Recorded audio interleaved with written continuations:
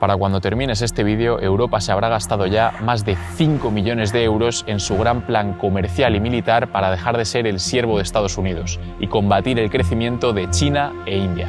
Medio millón por minuto. Si crees que todo está perdido para el viejo continente, no te pierdas lo que voy a decir. Os presento a Ignacio Fauró, un europeo derrotado. Tras publicar mi último vídeo sobre el nivel de dependencia que tenemos los europeos de Estados Unidos, lo veía todo un poco negro.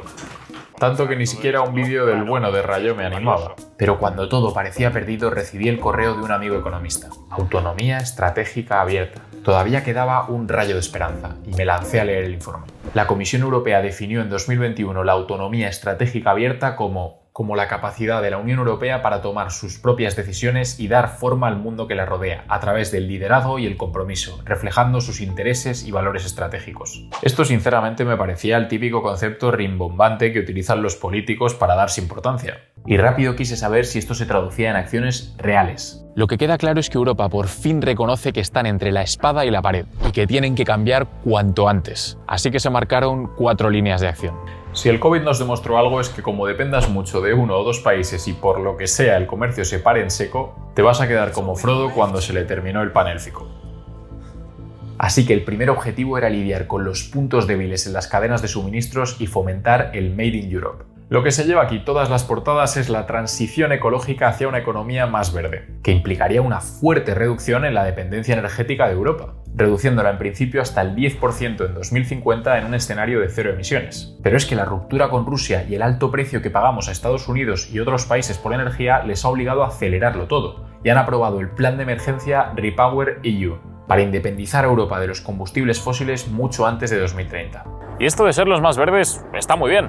Viva Greta Thunberg y todo eso. Pero ¿cómo carajo vamos a convertir con las grandes tecnológicas americanas? Pues la otra pata clave dentro del primer objetivo es la digitalización, una de las áreas que ha recibido más financiación en los últimos años. Sumando todos los programas, la financiación durante esta década ascenderá a algo más de 182.000 millones, repartidos en 7 programas de gasto. Una cantidad descomunal de dinero, que les ha despertado el apetito a todas las empresas europeas, con muchas ganas de subvenciones y préstamos. Una industria crítica dentro de la digitalización son los microchips. La Unión Europea está como cuando Ibai se quería poner en forma, con un triste 10% de la cuota de mercado global. Con la ley de chips, la Unión Europea intentará hacer frente a esta escasez de semiconductores, que son los materiales que forman los microchips, y reforzar así el liderazgo tecnológico de Europa, para movilizar más de 43.000 millones de euros. Y pretenden gastarlo en innovación y desarrollo europeo y en pasar al 20% de cuota de mercado para 2030. Este es un gran salto adelante por la independencia, pero viene de la mano de un problemilla que no se suele mencionar. Tanto la transición verde como la digitalización aumentarían la necesidad de importar de terceros países las llamadas materias primas críticas. Estos materiales, como tierras raras, platino o cobalto, se utilizan en la fabricación de muchos productos clave, como piezas de motor, acero de alta resistencia y fertilizantes. Pues resulta que nuestros queridos amigos los rusos son uno de los principales proveedores de este tipo de materiales, como el paladio o el cobalto. Y viendo lo rápido que avanza la dependencia de estas tecnologías, la Unión Europea estima que la demanda de algunas podría multiplicarse por más de 5 en 2030. También somos muy dependientes de terceros países para la producción de semiconductores, que son claves para la digitalización. De hecho, casi el 80% de los proveedores de las empresas europeas de semiconductores tienen su sede fuera de la Unión. Así me di cuenta de que estamos cambiando una necesidad por otra. No digo que no sea este el camino, pero es algo de lo que se suelen olvidar de decir. Pero bueno, pasemos al segundo objetivo. Imaginaos a un oligarca ruso, que se compra varias casas cerca de la Moncloa, que es la residencia del presidente de España. Luego un magnate chino compra varios edificios en una zona céntrica de París. Y para terminar llega un americano y compra una participación muy importante en varias tecnológicas alemanas. Y todo esto lo hacen cubriendo sus huellas para que los inversores principales parezcan europeos. Si continuara así la cosa, tendrías a Europa como una marioneta controlada por países extranjeros. Y es que los políticos europeos se han puesto muy nerviosos con la cantidad ingente de inversión extranjera en la Unión Europea, con China, Estados Unidos y Rusia siendo los principales actores. Por ejemplo, Estados Unidos supone casi la mitad de los activos y pasivos en participaciones y acciones de toda la zona euro. Y lo que quieren hacer los políticos aquí es aumentar la monitorización de los flujos de inversión, endureciendo la información que deben revelar. Pero lo cierto es que no pude encontrar aquí medidas concretas o victorias hasta la fecha. Si sabes algo, deja un comentario, por favor. Con el tercer punto quieren que la Unión Europea actúe como tu hermano mayor cuando el abusón de clase te empujaba en el patio del colegio. Quieren compensar a las empresas europeas cuando otros países aprueben políticas para ayudar a sus empresas nacionales, porque de no hacerlo quedarían en clara desventaja. Aquí hay varios instrumentos que se han discutido, aunque ninguno se ha puesto en marcha de momento. Los dos que considero que tendrían un gran impacto si se aprueban son el instrumento contra acciones coercitivas, que permitiría responder a la Unión Europea contra medidas proteccionistas de terceros países, aumentando aranceles, otorgando subvenciones a empresas europeas y básicamente lo que se les ocurra, justificando saltarse las reglas de libre mercado delante de la Organización Mundial del Comercio, apelando a la seguridad nacional, algo que puede que funcione o no. Además de que pueden sufrir represalias comerciales de terceros países. El segundo es el mecanismo de ajuste en frontera por carbono, que pretende garantizar que el precio de bienes importados refleje su contenido en CO2, a través de un impuesto a las importaciones según la cantidad de dióxido de carbono. Esta técnica es especialmente peligrosa porque pretende que terceros países como China o Estados Unidos se adapten a las reglas del juego europeas. Y cuando tienes un peso enorme en la economía mundial te lo puedes permitir. Pero Europa se está haciendo más pequeña con respecto al resto y hay que tener cuidado con estas jugadas.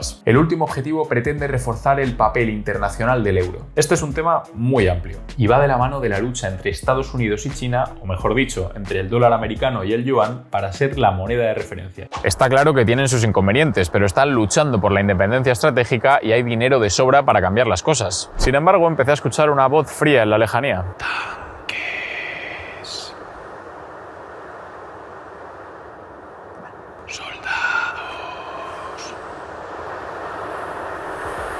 ¿Qué estamos haciendo en defensa? Porque este es, sin lugar a dudas, nuestro principal punto débil.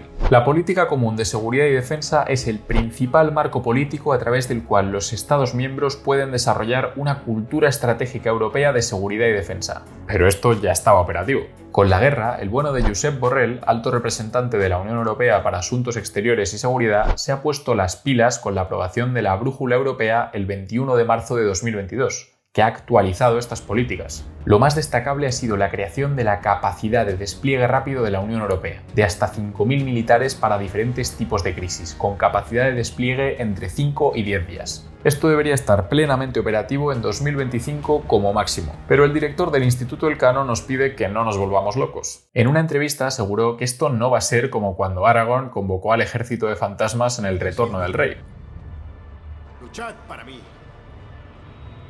Y haré que se cumpla el juramento. En su opinión, este no es el embrión de un verdadero ejército europeo. A mí me parece un paso importante, pero es verdad que el grueso de nuestra defensa todavía radica en la OTAN. Otro punto clave es el compromiso de los Estados miembros a incrementar sustancialmente el gasto militar y llegar cuanto antes al número mágico del 2% del PIB gastado en defensa. Y finalmente se comprometen a realizar conjuntamente un análisis de amenazas cada 3 años. Esto, que puede parecer una tontería, es, según Antinozzi, investigadora de un think tank de geopolítica, clave para la creación de una cultura estratégica europea que puede convertir a la UE en un bloque más consistente a la hora de tomar decisiones militares conjuntas. Bueno, estos son avances tímidos, pero avances. Sin embargo, todavía no se ha solucionado el que quizás sea el mayor problema para tener una defensa europea como Dios manda. Y este es el enfrentamiento entre Francia y Alemania. Aunque el eje franco-alemán haya sido y es esencial en la construcción europea, también es una de sus principales fuentes de conflicto. Francia considera que el objetivo de una Europa independiente y unida se puede alcanzar reduciendo la independencia del tío Sam y creando una política de defensa conjunta, idealmente bajo el liderazgo francés. Por el contrario, Alemania y los países del este consideran imprescindible a Estados Unidos para la seguridad de Europa y ven en la OTAN la respuesta. Si conseguirán ponerse de acuerdo es algo que se me escapa.